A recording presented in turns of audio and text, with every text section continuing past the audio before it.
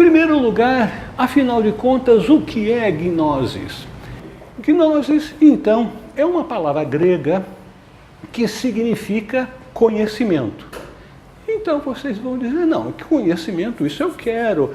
Me diga qual é o livro aonde eu posso obter esse conhecimento. Será que nós vamos conseguir esse conhecimento durante a palestra? Não. É um conhecimento muito especial. É um conhecimento que transcende a mente. Não é um conhecimento que é passado de uma pessoa para outra, em seu sentido geral. Não é um conhecimento que nós podemos apreender de uma literatura, mas é um conhecimento direto que as pessoas conseguem obter quando entram em estados de consciência apropriados, ou seja, expansões de consciência que lhes permitem obter esse conhecimento divino, esse conhecimento espiritual, que de certa forma até poderíamos imaginá-lo como sendo uma revelação interior. Olha só a palavra revelação. Nós temos um livro na Bíblia, o livro de Revelações, não é isso? Aqueles que têm uma conexão católica e não protestante vão dizer, mas eu não me lembro desse livro. Revelações nada mais é do que o livro do Apocalipse. Em grego, Apocalipsis significa revelação. Então, existe dentro do corpo do cristianismo oficial essa tradição de revelações que foram colocadas no livro.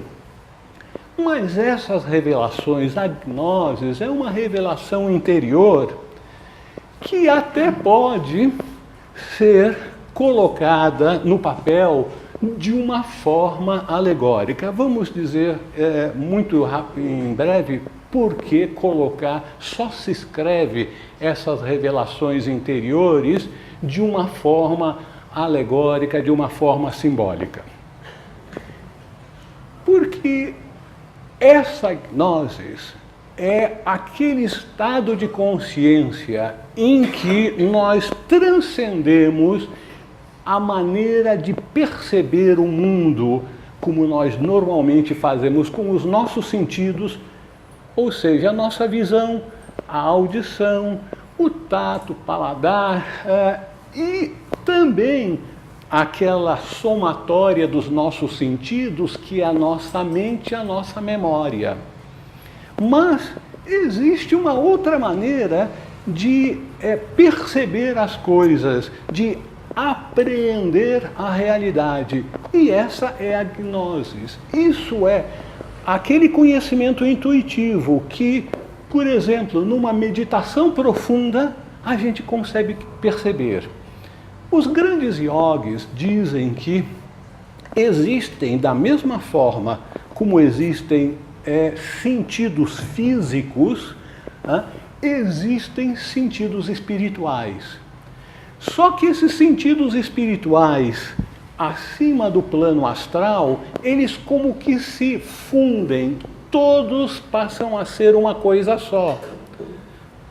Obviamente, é difícil de nós imaginarmos o que isso pode ser, mas é o que isso acontece.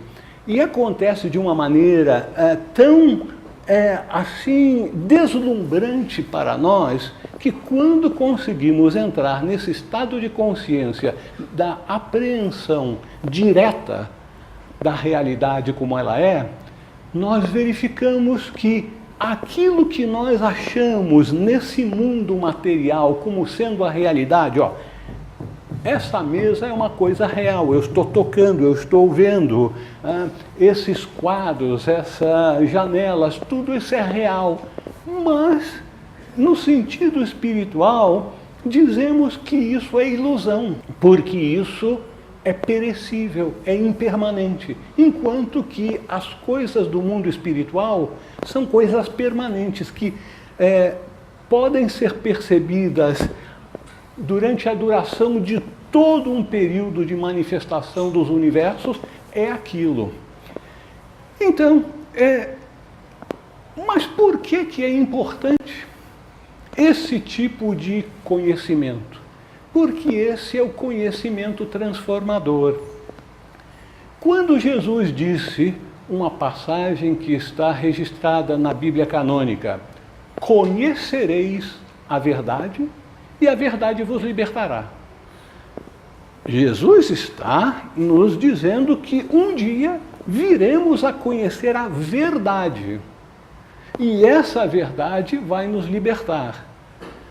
Algumas pessoas poderiam dizer que não, a verdade é a Bíblia.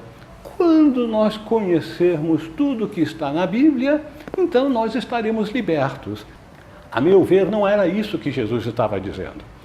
Ele estava dizendo que quando conhecermos a verdadeira verdade, que é a verdade de nossa natureza real, quem nós realmente somos, de onde viemos, o que estamos fazendo aqui, para onde nós vamos, aí sim, aí nós iremos conhecer a verdade última. A gnosis é o conhecimento da verdade, e isso vai nos libertar, porque nós então teremos a experiência de quem realmente somos.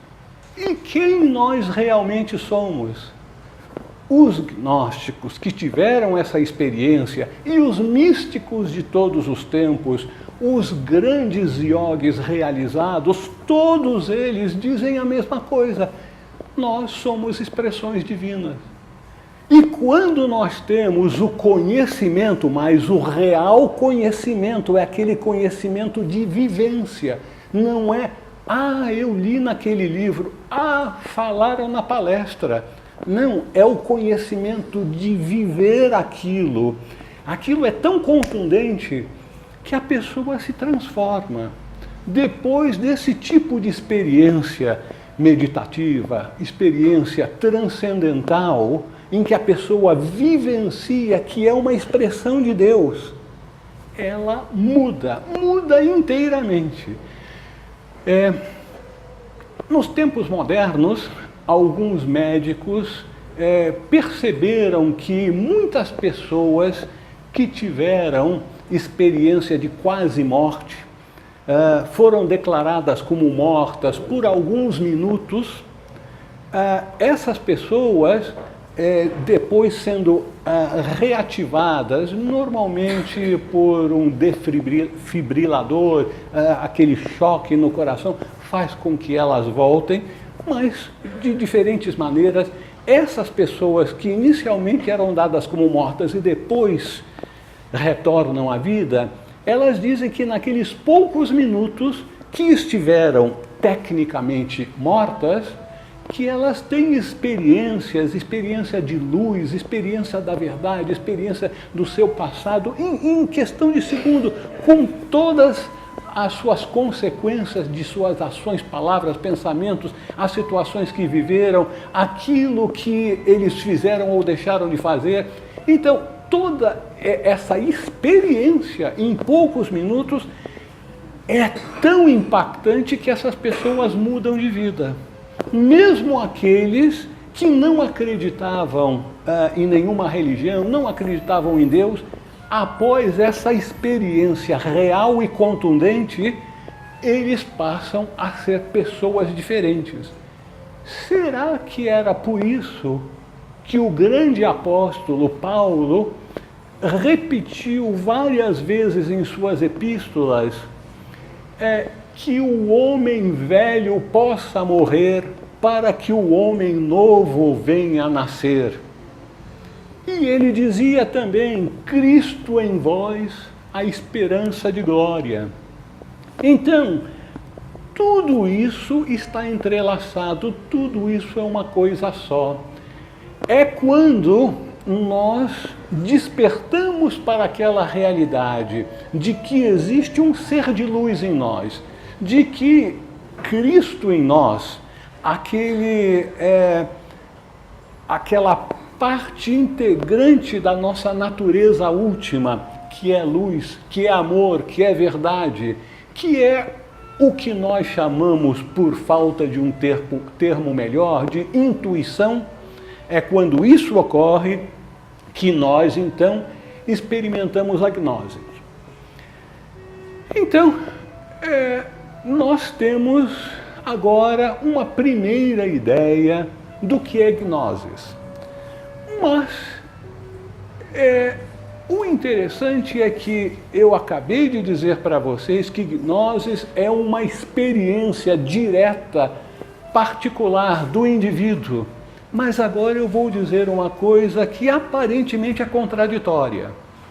Mas também havia uma outra maneira em que os gnósticos recebiam esse conhecimento transcendental, que era nas iniciações.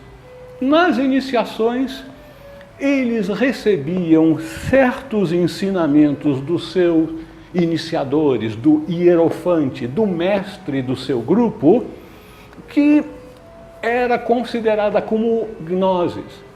Aí, meu Deus do céu, no momento diz que tem que ser uma experiência direta. No outro momento diz que o iniciador pode conferir a gnosis. Vamos entender isso. Será que isso é verdade? Não há conflito. No nível em que nós entendemos as coisas nesse mundo, seria um contrassenso. No entanto, nós estamos falando das verdades transcendentais. E os iniciadores verdadeiros, os grandes hierofantes, são pessoas que estão atuando nesse plano espiritual.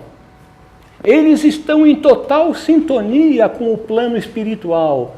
Consequentemente, aquela mesma experiência que a pessoa obtém naquele estado de consciência expandida, numa meditação profunda, por exemplo, eles podem transmitir à pessoa com palavras ou de outras maneiras.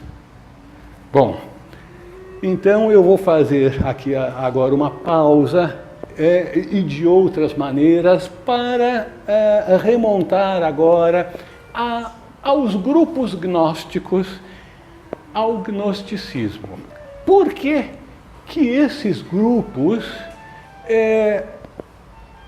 são tão pouco conhecidos e por que eles foram perseguidos pela Igreja durante o século 2, 3, 4 e 5 e por volta do século 6 de nossa era, praticamente não haviam mais grupos gnósticos conhecidos. É muito provável que ainda houvessem uns tantos núcleos que tiveram que se esconder para sobreviverem, porque a Santa Amada Igreja, naquele tempo, não brincava em serviço. Queimava os textos que eles chamavam de heréticos e também queimavam os seus autores. Então, esses autores, esses grupos gnósticos, tiveram que se esconder, aqueles que sobreviveram. Então, esses grupos eram definidos, ou vêm sendo definidos pelos historiadores, pelos eruditos que se dedicam ao estudo do gnosticismo, como sendo conhecimento reservado para uma elite de natureza secreta. Bom, reservado para uma elite e de natureza secreta. Vamos falar a respeito dessas duas coisas. Reservado para uma elite.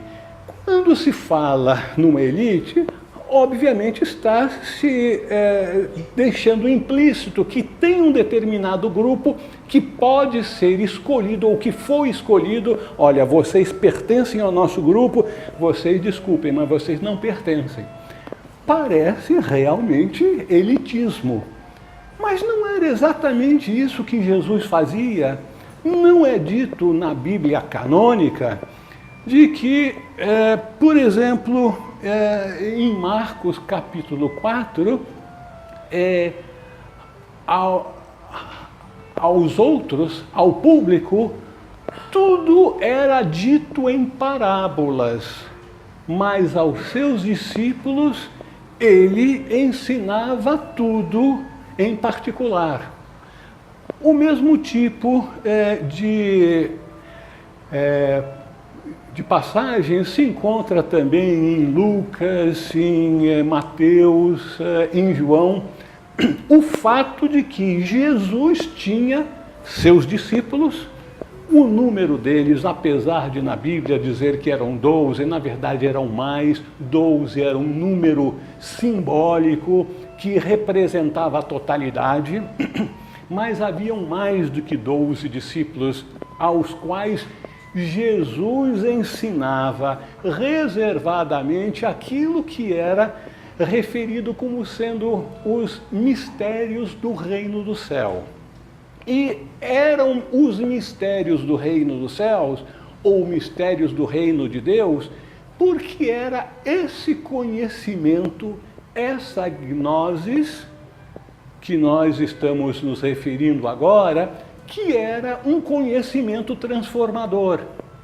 Desde tempos imemoriais, existe um determinado grupo de homens santos, homens extremamente sábios, que alcançaram o topo do conhecimento, da vivência, da bondade, da compaixão humana. E esses seres, esses grandes mestres, passam a integrar, nós poderíamos chamar uma espécie de fraternidade de grandes seres, de homens justos, feitos perfeitos, como Paulo se refere em suas epístolas, fazem parte dessa grande fraternidade que, na tradição sabedoria que estudamos na sociedade teosófica, nós nos referimos a essa como sendo a grande fraternidade branca, que é uma espécie de governo espiritual do nosso planeta. Então, esses grandes seres sabem que o objetivo de toda a humanidade é a sua libertação desse mundo de sofrimento, de agruras, de dificuldades, de cegueira para a realidade última que nos leva a esse estado de sofrimento. E eles, com grande compaixão, se oferecem para ajudar ao resto da humanidade, ao resto da família humana da qual eles fazem parte, para também superarem esses entraves e entrarem naquele estado de consciência em que esses grandes seres vivem, libertarem-se, alcançarem a salvação. Mas eles sabem que na humanidade existem pessoas de todos os níveis, pessoas que estariam preparadas, por exemplo, para lidar. Hoje em dia a gente não fala mais faca de ponta ou lidar com dinamite, a gente fala logo com uma bomba atômica.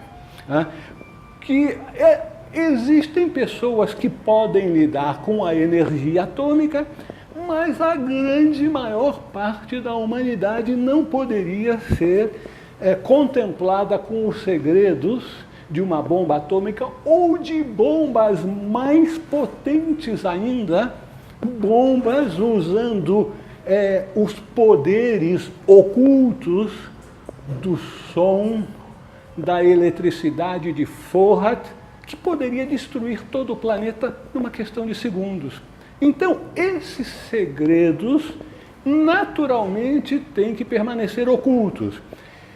E a preocupação desse grupo de instrutores da humanidade, de protetores da humanidade, sempre foi uma de grande visão, um tanto conservadora, levando em consideração o estado evolutivo da família humana. Então, aquilo que era segredo, há 1000, 2000, 3000 anos atrás, hoje em dia já não é mais segredo, mas naquele tempo era.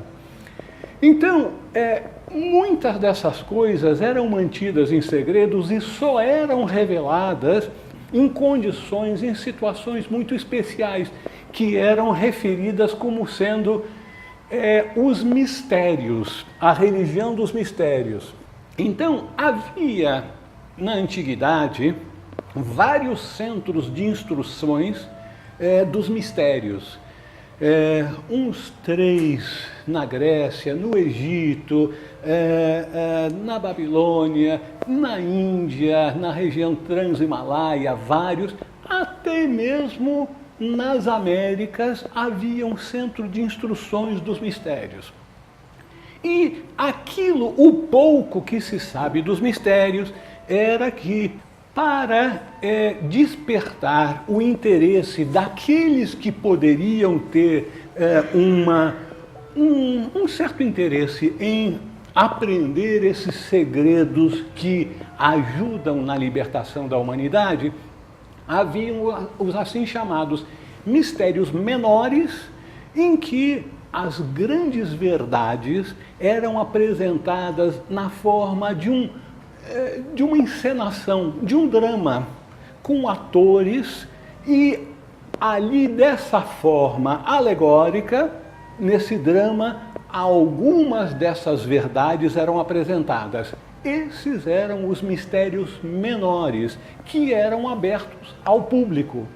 Aquelas pessoas que ficassem tocadas, cuja intuição lhes dissessem que havia algo a mais, e procurassem se inteirar desses conhecimentos, desses segredos, eram então levadas paulatinamente para a sua aceitação nos mistérios maiores. Mas aí havia uma seleção, haviam testes, provações, e só uns poucos, sempre uns poucos, eram admitidos porque eles tinham a capacidade para isso. É a mesma coisa conosco aqui. Eu imagino que seriam talvez menos de que 5 pessoas aqui que estariam capacitadas a estudar física quântica. É uma hipótese razoável, acho, de dizer aqui. São poucas as pessoas que estão capacitadas a estudar física avançada, matemática avançada. Da mesma forma, e muito mais ainda, o estudo, a integração com os segredos da natureza. Então, esses segredos sempre foram reservados para aqueles capacitados a utilizá-los, capacitados principalmente num determinado sentido que Jesus colocou nos seus ensinamentos, que foram incorporados na Bíblia canônica, entre as bem-aventuranças. Bem-aventurados os mansos, porque herdarão a terra.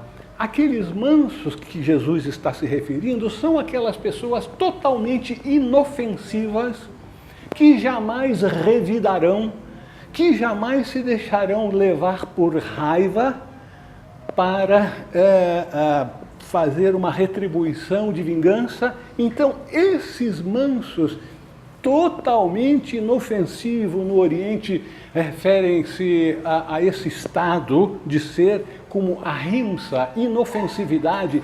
Esses sim podem herdar a terra, mas o herdar a terra no sentido de herdar os segredos da terra, herdar os poderes da natureza. São esses poderes que as religiões dos mistérios permitiam que as pessoas fossem progressivamente desenvolvendo. É por isso, então, que sempre houve uma tradição reservada de segredos. E como Jesus era um iniciado, ele era um iniciado na Cabala, ele era um iniciado nos mistérios dos essênios. E ele diz a tradição esotérica que Jesus também foi iniciado nos mistérios egípcios. Consequentemente, Jesus, como um iniciado, sabia que os segredos que têm a possibilidade de conferir poder para as pessoas não podem ser ensinados de forma aberta. É por isso que Jesus falava dos mistérios do reino de Deus em parábolas. E aí então a conexão com os gnósticos. Essa tradição que Jesus demonstrou estar tão a par de só transmitir esses segredos, esses ensinamentos a respeito do modus operandi da nossa natureza exterior e interior, do reino dos céus, do mundo espiritual, Jesus referia-se a isso de uma forma alegórica. Aquelas pessoas que tivessem a intuição desenvolvida, que tivessem aprendido as chaves de interpretação dos mistérios, as chaves de interpretação das Sagradas Escrituras, poderia entender aquilo com bastante facilidade. Mas a grande maioria das pessoas, aquilo ia passar batido, só iam se beneficiar de uma certa camadinha daquilo de profundo que tinha sido apresentado a eles. Então, na Bíblia, por exemplo, em que esses ensinamentos são apresentados de forma alegórica, é possível para as pessoas que venham a desenvolver a capacidade de interpretar a Bíblia tirar muito mais informações e ensinamentos do que aqueles que acham que a Bíblia tem que ser aceita literalmente. E é por isso, então, que em alguns dos textos gnósticos, aqueles textos dos grupos que mantiveram aceso o conhecimento interior que Jesus havia transmitido aos seus discípulos, algumas alusões são feitas ao segredo e à interpretação. Por exemplo, o Evangelho de Tomé. Esse evangelho não faz parte da Bíblia canônica, que tem só 4 evangelhos, de Mateus, Marcos, Lucas e João. Esse evangelho de Tomé era conhecido desde a antiguidade, mas só em 1947, que foi encontrado um vaso no Egito com 54 textos que tinham sido dados como perdidos, e dentre esses códices havia esse texto do Evangelho de Tomé.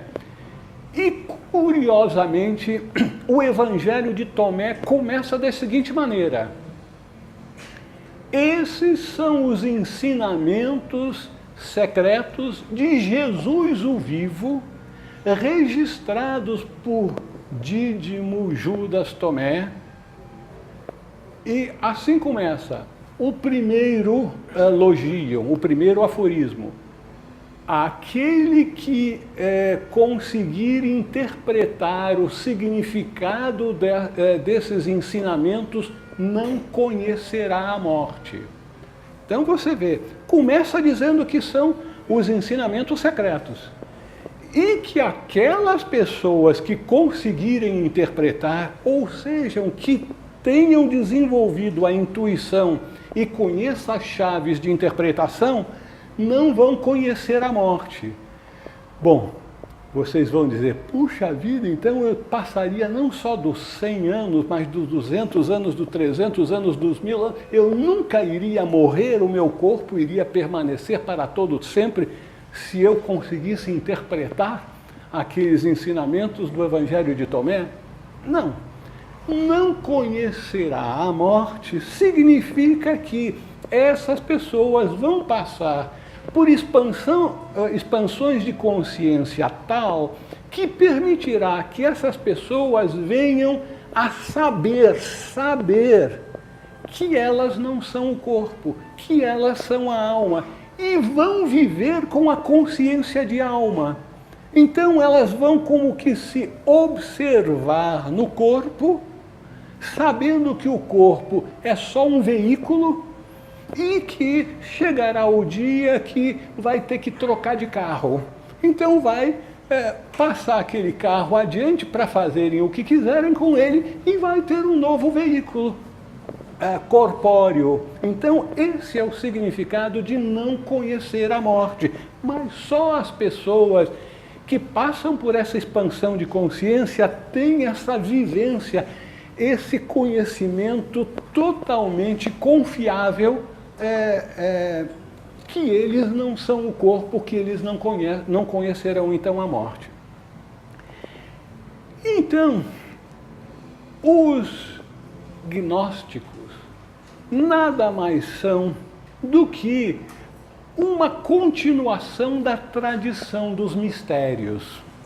A tradição dos mistérios maiores, em que aquilo que era referido como sendo os mistérios menores, os ensinamentos alegóricos em forma de apresentações teatrais e outras maneiras de apresentar alegoricamente ensinamentos mais profundos, isso aí passa a ser uma herança desses indivíduos.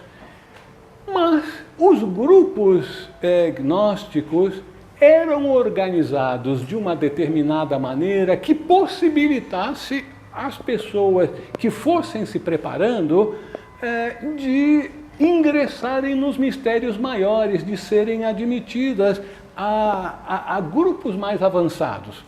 Porque aqueles grupos gnósticos cristãos eram organizados da mesma maneira como os grupos essênios eram organizados. Eles tinham 3 grupos. O grupo dos neófitos, ou crianças, como também eram referidos, e esses crianças nos lembram Jesus dizendo: vinde a mim as criancinhas. O primeiro grupo dos neófitos. Esses neófitos permaneciam por vários anos. Em algumas fontes nós vemos indicações que seriam 3 anos, outros falam de 2 anos, que era o tempo que no cristianismo primitivo da igreja dominante, levavam 2 anos para as pessoas com mais de 20 anos serem batizadas depois de um período de preparação e de testes, provações para serem batizadas. Nos primeiros tempos, a igreja dominante, a igreja ortodoxa, não batizava as criancinhas de berço com poucas semanas de nascido, não. Essa prática só começou a ser implementada depois da Reforma Protestante, em que Roma começou a se preocupar. Meu Deus, antes que um pastor protestante venha a batizar os filhos dos nossos paroquianos, vamos batizá-los. Não vamos esperar até as pessoas completarem 20 anos, darem o consentimento, se prepararem para isso. Não, vamos batizar com criancinha. Então, mudou toda a história, todo o procedimento, todo o livre-arbítrio da pessoa, que não era mais respeitada. Nasceu de uma família católica, batismo nele, já está batizado como católico para o resto da vida. Bom, naquele tempo isso não era assim. Entre a igreja dominante eram 2 anos de provação, outros grupos 3, E entre os essênios parece que eram 7 anos de provação até serem admitidos ao segundo grupo, que era o grupo dos irmãos, e aí sim é que eles começavam a ser preparados para as iniciações, para serem admitidos aos rituais. Bom, aí é que a coisa começa a ficar interessante, porque nós vemos que durante o primeiro estágio, em que os membros que recém entraram como neófitos têm que se preparar, eles recebiam os textos que hoje em dia nós conhecemos como sendo textos gnósticos ou documentos apócrifos que tinham ensinamentos de uma forma velada, de uma forma alegórica, e eles iam desenvolvendo a sua intuição. É bem verdade que haviam relativamente poucos textos e a maior parte das pessoas não sabiam ler. Então, eram leituras que eram feitas para essas pessoas que se integravam no trabalho da comunidade em condições muito especiais que não tem nada a ver como nós vivemos no nosso mundo. Era uma maneira de se integrar de forma totalmente altruísta. Essas comunidades viviam normalmente num regime que hoje nós chamaríamos de comunista. Os bens pertenciam à comunidade e cada um fazia o que Marx veio a dizer muitos séculos depois, que a cada um de acordo com suas necessidades e de cada um de acordo com sua capacidade. Naquele tempo aquilo funcionava, as sociedades eram mais simples e havia então a possibilidade de verificar até que ponto as pessoas, os neófitos, eram realmente voltados a ajudar os outros. Porque, veja só, essas eram comunidades que estavam preparando as pessoas a se tornarem detentores de poderes que permitiriam essas pessoas ajudar o seu próximo na sua tarefa de autotransformação e trilharem um caminho espiritual acelerado.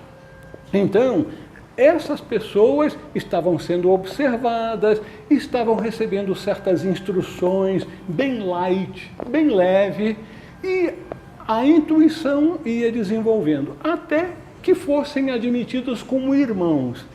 Mas, para serem admitidos como irmãos, eles então faziam um juramento extremamente solene, em que eles se comprometiam a jamais revelar aqueles segredos que iriam ser passados a eles.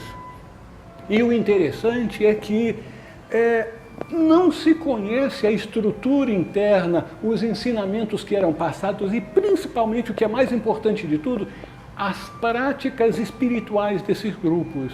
Porque se nós soubéssemos as práticas espirituais, se nós soubéssemos os rituais, poderíamos então alcançar os resultados que eles alcançavam. Aí eu estou rindo aqui porque está faltando um ingrediente.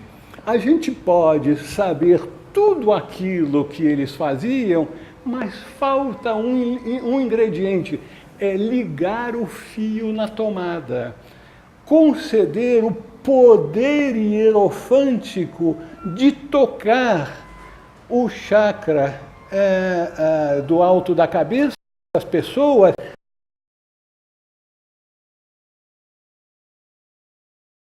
o seu fogo interior, trazendo essas pessoas para aquele estado de consciência elevado. Mas essas práticas espirituais, esses rituais, nós praticamente não conhecemos, porque aqueles juramentos de segredos eram levados a sérios. Eles estavam num ambiente que percebiam, aprendiam que aqueles membros mais elevados da comunidade, aqueles no último grau, que eram chamados de perfeitos, porque eram pessoas que tinham alcançado esses níveis de conhecimento, de compaixão, de sabedoria e de devoção à causa da evolução, da salvação da humanidade. Então, eles estavam nesse processo, no segundo grau, os irmãos, de serem iniciados naqueles rituais, naqueles sacramentos que iriam expandir a consciência.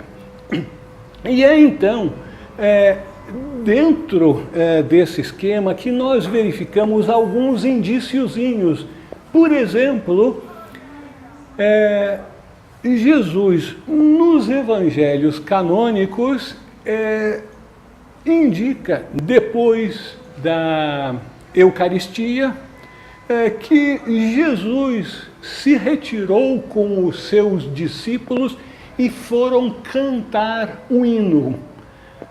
Viemos a descobrir depois, por meio de alguns documentos, que esse hino de Jesus, que está publicado pela editora Teosófica com esse título, O Hino de Jesus, é um ritual, talvez o único ritual que a hierarquia espiritual tenha permitido que viesse a ser conhecido, pelo menos na sua forma externa.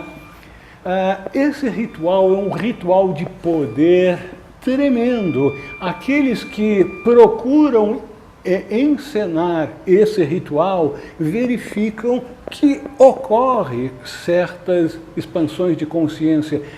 Alguns indivíduos mais sensitivos têm certo impacto energético com isso, em que Jesus estava no centro da roda, os outros discípulos girando ao redor dele, num diálogo cantado. Então, mantras, movimento, o centro, o círculo mais interno, o círculo mais amplo e o círculo mais largo. Então, ritual. Mas, num outro documento gnóstico, nós temos indicações de outros rituais, de outros sacramentos. No Evangelho de Filipe é dito num logio, Jesus fez tudo num mistério, em 5 sacramentos: um batismo, uma crisma, uma eucaristia, uma redenção e uma câmara nupcial. Então haviam 5 rituais ou 5 sacramentos de caráter crescente, de impacto nos chakras, no poder de abrir a consciência dos indivíduos, sendo que o último deles era chamado de câmara nupcial. É lógico que a linguagem sagrada é baseada no que é chamado de analogia.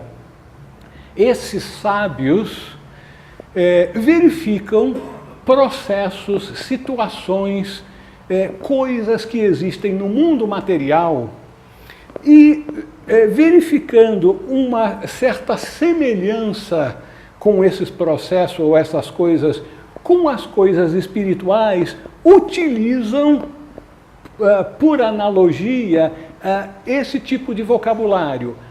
O caso, a câmara nupcial. A câmara nupcial, como nós sabemos, o matrimônio das pessoas significa a união do sexo masculino com o feminino, do qual, no seu devido tempo, em grande número de casos, é gerada uma criança.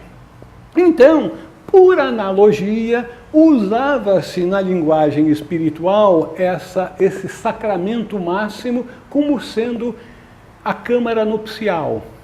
não no sentido que a igreja tradicional mais tarde veio a dizer que Jesus instituiu o sacramento do matrimônio, unindo homem e mulher para serem esposo e esposa até que a morte os separem. Não tinha absolutamente nada a ver com matrimônio terreno. Tinha a ver com um matrimônio espiritual, em que a alma era desposada pelo Espírito. Então, na trindade do eu superior do homem, a alma como sendo a mente abstrata e o espírito, Atma, o poder da vontade da vida. Ao impregnar a mente abstrata, a alma fazia gerar o Filho, que é o Cristo interior, o princípio crístico ou intuição, ou o ser de luz em nós. Então, esse era o sacramento máximo, aquele sacramento em que a alma, sendo vivificada, fertilizada pelo Espírito, gerava o Cristo interior, esperança de glória. E quando isso ocorre, a pessoa é uma nova pessoa. No Evangelho de Filipe é dito, Cristo veio e transformou o mundo, as coisas ficaram mais belas e ordenadas. Realmente, quando Cristo vem ao mundo, não só o Cristo histórico, que fez uma grande transformação no nosso mundo exterior, mas o Cristo interior em cada um de nós. Cristo tem que nascer, mas em nossos corações, para que venhamos a ser salvos. Um místico, na Idade Média, Ângelo Silesius, escreveu um místico que alcançou essas expansões de consciência de não só ver a Deus, mas unir-se a Deus. Esse místico escreveu: ainda que Cristo possa nascer 1000 vezes em Belém, se ele não nascer no seu coração, continuarás infeliz. Então, Cristo nasce em nossos corações com o sacramento da câmara nupcial, como era apresentado pelos gnósticos. Muitos eruditos,